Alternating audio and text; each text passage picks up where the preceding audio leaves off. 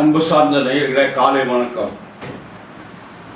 எல்லா உலகமும் ஆனாய் நீயே,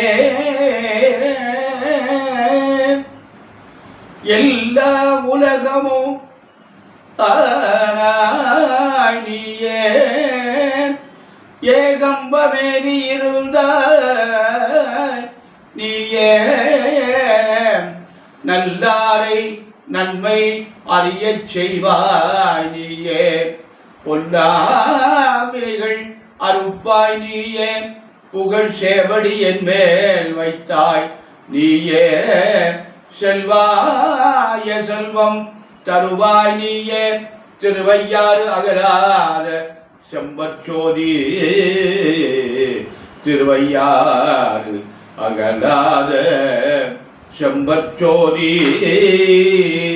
அன்பு சார்ந்த நேயர்களே, இன்று வைகாசி மாதம் 18ஆம் நாள் ஞாயிற்றுக்கிழமை, சஷ்டி திதி இரவு 1:10, அதுக்கு பிறகு சப்தமி திதி, ஆயில்ய நட்சத்திரம் இரவு 2:33, பின்னாடி மக நட்சத்திரம், சித்த யோகம், மக நட்சத்திரம் வந்தோடனே மரண யோகம், ராகு காலம் ஞாயிற்றுக்கிழமை 4:30 முதல் 6 வரை, யமகண்ட 12 முதல் 1:30, குளிகன் 3 முதல் 4:30, சூலம் மேற்கு, பரிகாரம் வெள்ளம்.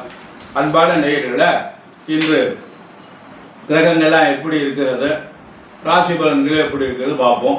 இன்றைக்கு ரிஷபத்தில் புதனும் சூரியனும் இருக்காங்க, மிதுனத்தில் குரு இருக்காரு, கடகத்தில் சந்திரனும் செவ்வாயும் சேர்ந்து சந்திர மங்கள யோகம் என்ற ஒரு இதில் இருக்கார். ஆயில்ய நட்சத்திரம் இருக்கிற வரையும் அதில் இருப்பார், ராத்திரி 2 மணி வரையும். அதுக்கு மேலே சிம்மத்துக்கு போயிடுவார் சந்திரன். சிம்மத்தில் கேது இருக்காங்க, கும்பத்தில் சனி ராகு, சுக்கிரன் மீனத்தில் உச்சம் பெற்றிருக்காரு. அன்பான நேயர்களை, இன்று ராசி பலன்கள்லாம் எப்படி இருக்கிறது என்று பார்ப்போம். இன்று மேஷ ராசிக்கு குரு பகவான் 3ஆம் இடத்துக்கு போயிட்டாரு. அவர் ராசிநாதன் செவ்வாய் 4ல் இருக்காரு. அவரோட 4ஆம் அதிபதி சேர்ந்து சந்திர மங்கள யோகம் என்ற ஒரு யோகத்தை பெறாங்க. இது ஒரு அருமையான அமைப்பு. சனி ராகு 11ஆம் இடத்துல இருக்காங்க. இது ரெண்டும் மேஷ ராசிக்கு நல்ல நேரம். இருந்தாலும் குருவுடைய அமைப்பு சற்று சிரமத்தை கொடுக்கத்தான் செய்யும். இருந்தாலும் நன்மை உண்டு, நல்லது நடக்கும். கவனமாக பார்த்து நடந்துங்க. அன்பான ரிஷபராசி என்பவர்களே, உங்களுக்கு அருமையான நாள், நல்ல நேரம். உங்களுக்கு சந்திரன் செவ்வாய் இணைந்திருப்பது உங்களுக்கு ஒரு அருமையான அமைப்பு. ஏன்னா உங்களுக்கு சந்திரன் நல்லவன், அதனால் அவனோட இந்த செவ்வாய் சேர்ந்திருப்பது ஒரு வகையில் நல்லது. குரு பகவான் 2ல் இருப்பது நல்லது. 10ஆம் இடத்தில் சனி ராகு இருப்பது நல்லது. உங்களுக்கு ரிஷபராசி என்பவர்களுக்கெல்லாம் இந்த அமோகமான நாள். இன்று நல்ல காரியங்கள்லாம் நடக்கும், நல்லதெல்லாம் நடக்கும். உங்களுக்கு தேவையான நல்ல காரியங்களை பூரா நீங்கள் பூர்த்தி பண்ணிக்கலாம்.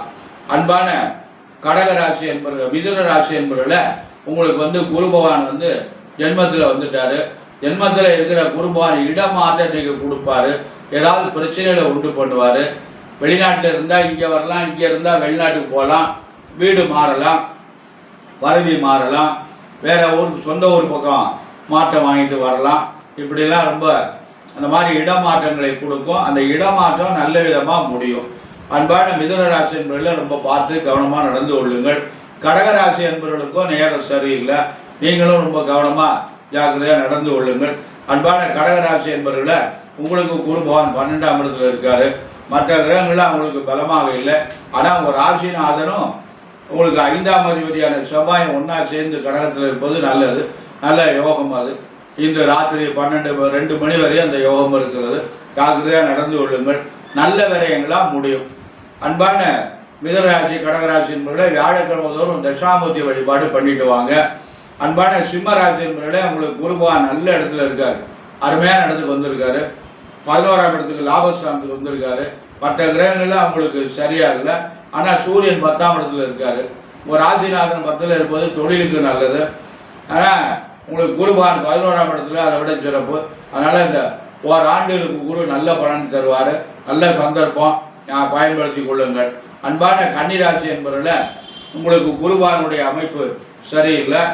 அவர் என்ன செய்வார்னு கேட்டீங்கன்னா, குரு பகவான் 10ஆம் இடத்துல இருக்காரு. 10ஆம் இடத்துல இருக்கும்போது கெட்ட பெயர்லாம் ஏற்படும். நமக்கு வந்து ரொம்ப ஜாக்கிரதையாக நடந்து கொள்ளணும். வேலை பார்க்கின்ற மேலதிகாரிட்ட ரொம்ப பணிவாக நடந்து கொள்ளுங்கள். தொழில் பண்ணியெல்லாம் மக்கள்கிட்ட கவனமாக நடந்து கொள்ளுங்கள். பொதுவாக நீங்கள் வந்து ரொம்ப ஜாக்கிரதையாக கொஞ்சம் அதிகமாக தேவையில்லாதெல்லாம் பேசாமல் உங்கள் வேலையை மட்டும் கவனிங்க, நல்லது. ஓராண்டு ஒரு நாள் 2 நாளில் ஓராண்டு ரொம்ப ஜாக்கிரதையாக நடந்து கொள்ளணும்.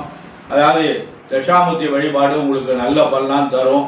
உங்களுக்கு ஏன்னு கேட்டால் ஏதாவது உங்கள் மேலே ரிமார்க்கு சொல்லி உங்களை முன்னேறுவதை தடுப்பதற்கு நிறைய இருக்காங்க. அதனால் பார்த்து ஜாக்கிரதையாக நடந்து கொள்ளுங்கள். துளாராசி என்பவர்களை உங்களுக்கு அருமையான நாள், நல்லதெல்லாம் நடக்கும், நல்ல காரியம்லாம் நடைபெறும் அப்படின்னு அமைப்பு. ஏன்னா உங்களுக்கு குரு பகவான் 9ஆம் இடத்துல இருக்கார்.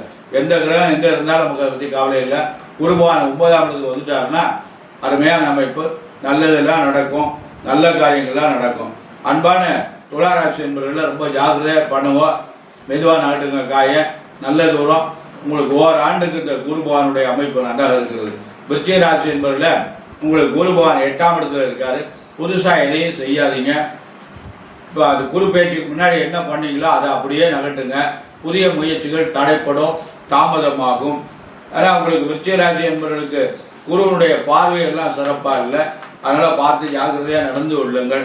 அன்பான தனுசு ராசி என்பவர்களை உங்களுக்கு அருமையான நாள், நல்ல நாள், நல்லதெல்லாம் நடக்கும், நல்ல காரியங்கள்லாம் நடைபெறும். திருமணம் ஆகாத அன்பர்களுக்கு திருமணம் நடக்கும், குழந்தை இல்லாதவங்களுக்கு குழந்தை ஏற்படும், வீடு கட்டலாம், வேலை கிடைக்கும், வெளிநாட்டுக்கு போகலாம், இப்படி பல அமைப்புகள்லாம் இருக்குது. அதனால் பார்த்து ஜாக்கிரதையாக நடந்து கொள்ளுங்கள். உங்களுக்கு 7.5 முடிஞ்சு சனியும் ராகு 3ஆம் இடத்துல இருக்காங்க. ஒரு அமோகமான நாள். சுக்கிரன் வந்து 10ல் உச்சம் பெற்றது, தொழிற்சான நன்றாக இருக்கும். அன்பான நேயர்களை நல்லதே நடக்கும். அன்பான மகர ராசி என்பவர்களை உங்களுக்கு நல்ல நாள், நல்லதெல்லாம் நடக்கும், நல்ல காரியம்லாம் நடைபெறும். ஆனால் 7.5 சனி இருக்கிறது. குரு பகவான் 6ஆம் இடத்துல இருக்காரு. அதனால் பார்த்து ஜாக்கிரதையாக நடந்து கொள்ளுங்கள். ஆரோக்கியத்தில் கவனமாக இருங்கோ, ரொம்ப ஜாக்கிரதையாக இருங்கோ. உங்களுக்கு வந்து 5ஆம் அதிபதி சுக்கிரன் உச்சம் பெற்றது நல்லது. ஆனால் மற்ற கிரகங்கள்லாம் பலமாக இல்லை, 7.5 தாக்கம் இருக்கிறது. ஜாக்கிரதையாக நடந்து கொள்ளுங்கள். கும்பராசி என்பவர்களை உங்களுக்கு அமோகமான நாள். 4ஆம் அதிபதி உச்சம் பெற்றிருக்காரு, குரு 5ல் இருக்காரு.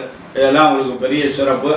அதனால் கொஞ்சம் உடல்நிலை ஆரோக்கியத்தில் கொஞ்சம் கவனமாக இருக்கணும். ஏன்னா 6ஆம் அதிபதி 6க்கு வந்துட்டார். அதனால் பார்த்து இன்றைக்கி ராத்திரி 2 மணி வரை இதில் இருக்கார். அதனால் ஆரோக்கியத்தில் கவனமாக இருக்கணும்.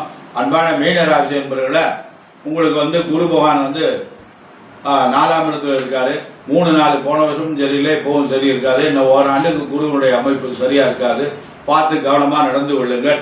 உங்களுக்கு வந்து 7.5 தாக்கம் இருக்கிறது. மகர ராசி, கும்பராசி, மீனராசி என்பவர்களுக்கெல்லாம் 7.5 சனி பகவானுடைய காலம் இருக்கிறது. அதனால் பார்த்து முதல் சுற்று, 2வது சுற்று, 3வது சுற்று எல்லாம் வரும். பார்த்து கவனமாக நடந்து கொள்ளுங்கள். அன்பான மகர ராசி, கும்பராசி, மீனராசி என்பவர்கள்லாம் சனிக்கிழமை தோறும் விரதமாக இருங்க.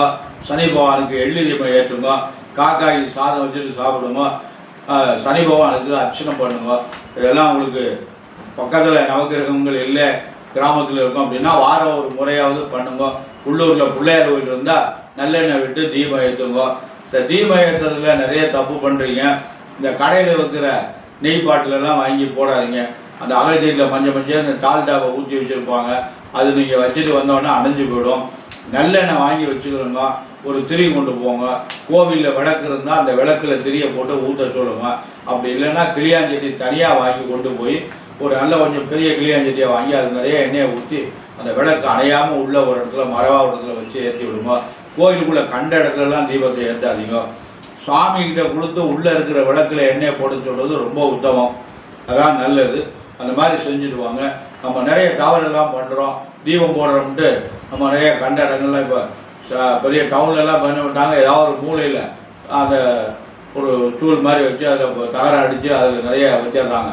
அதில் போய் ஏற்றிடுங்க அப்படி. அவங்க வழக்கு நிறைய 5 விளக்கு 11 விளக்கு இப்படியெல்லாம் போட சொல்கிறாங்க. இந்த ஜோடிகள் 11 விளக்கு போடுங்க, 16 விளக்கு போடுங்க, இப்படியெல்லாம் எழுதி அவங்க வாயில் என்ன வருதோ அதை சொல்கிறாங்க. இதெல்லாம் கணக்கு கிடையாது. கோவிலில் தீபம் போடுறோம். தீபம் இல்லாத போடுறதுக்கு வழி இல்லாத கோயில் இருப்பாருங்க. அந்த கோயிலில் போய் விளக்கு போட்டோம்னா அதை விட பெரிய புண்ணியம். ஏன்னா ஒரு விளக்கை இந்த கிராமத்தில் ஒரு பிள்ளையார்களுக்கு அதுக்கு யாருமே விளக்கு போடுறதுன்னா அந்த ஊரில் இருக்கிறவங்க தீபத்தை வந்து தினம் காலையில் போய் அந்த கோயிலை கூட்டி பெருக்கி சுத்தம் பண்ணி அந்த கோயிலில் தீபம் போட்டு வந்தோம்னா அதை விட பெரிய புண்ணியம் உலகத்தில் எதுவுமே இல்லை. அந்த கோவிலை வந்து எந்த கோயிலாக இருந்தாலும் சரி அந்த கோவிலை நாம் சுத்தமாக செடி சத்தையெல்லாம் முளைச்சிருந்ததில்ல அதெல்லாம் வெட்டி விட்டு அந்த கோவிலை வந்து கூட்டி பெருக்கி தண்ணி விட்டு நல்லா அலம்பி வாசலில் கோலம் போட்டு தீபம் ஏற்றி சாமி விட்டு வந்தோம்னா அதை விட புண்ணியம் விலக உலகத்தில் நமக்கு என்ன பாவம் இருந்தாலும் தீர்ந்துடும். அதனால் அவசியம் நம்ம அந்த கிராமங்களில் இருக்கிற கோவிலில் அங்கே இருக்கிற தாய்மார்கள் அவசியம் நம்மளால் முடிஞ்ச அளவுக்கு இந்த கோவிலை சுத்தமாக வச்சுக்கிறதுக்கு பாருங்கள். அது யாரையும் நம்ம கேட்க வேண்டாம். அது வந்து அவங்க ஏதாவது சொல்லுவாங்களோ அதெல்லாம் நீங்கள் யோசிக்காதீங்க. யார் கோயிலாக இருந்தானே நீங்கள் பாட்டுக்கு போய் கூட்டி பெருக்கி சுத்தம் பண்ணி அலம்பி விட்டீங்கன்னா உங்களை யாரும் எதுவுமே சொல்ல மாட்டாங்க. தீபம் போடுறதுக்கு வழி இல்லாமல் இருக்க கோயிலில் தீபம் ஏற்றி வருங்க.